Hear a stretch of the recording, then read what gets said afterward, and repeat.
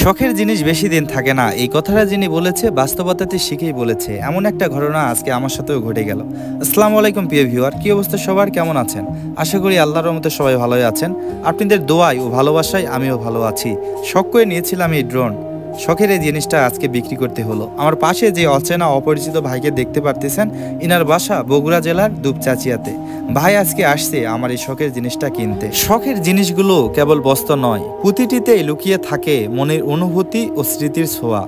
প্রতিবার যখন এগুলো দেখি মনে পড়ে সেই মুহূর্তগুলো, যখন প্রথমবার এগুলো হাতে নিয়েছিলাম। শখ পূরণের মাঝে লুকিয়ে থাকে এক ধরনের প্রশান্তি, যা অন্য কোনো উপায়ে পাওয়া যায় না।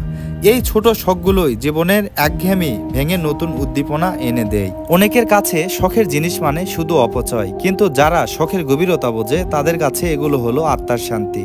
কারণ এই জিনিসগুলোই মনের খোরাক যোগায়, স্বপ্ন দেখায় ও জীবনের রং বাড়ায়। শখের জিনিসগুলো শুধু শৈলিক সৌন্দর্য নয়, এরা মনের অনুভূতির প্রতিচ্ছবি।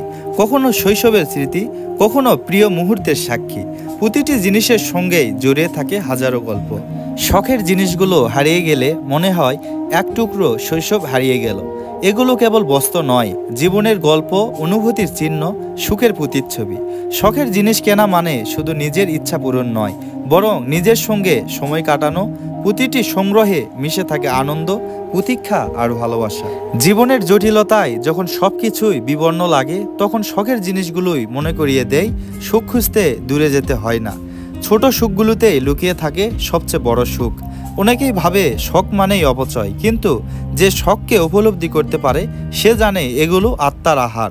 শখ পূরণের মধ্যেই লুকিয়ে থাকে নিখুঁত প্রশান্তি। শখের জিনিস মানেই ভালো লাগা, ভালোবাসা। ফ্যামিলি থেকে এত সাপোর্ট পেয়েছি যা আল্লাহর কাছে হাজার শুকরিয়া করি। শখের এই জিনিসটা আজকে অন্য একজনের হাতে তুলে দিলাম। আজকের এই ভিডিওটি এখান থেকে শেষ করে দিলাম। দেখা হবে নতুন কোনো আরেকটা ভিডিওতে। সবাই ভালো থাকবেন, সুস্থ থাকবেন। আল্লাহ হাফিজ।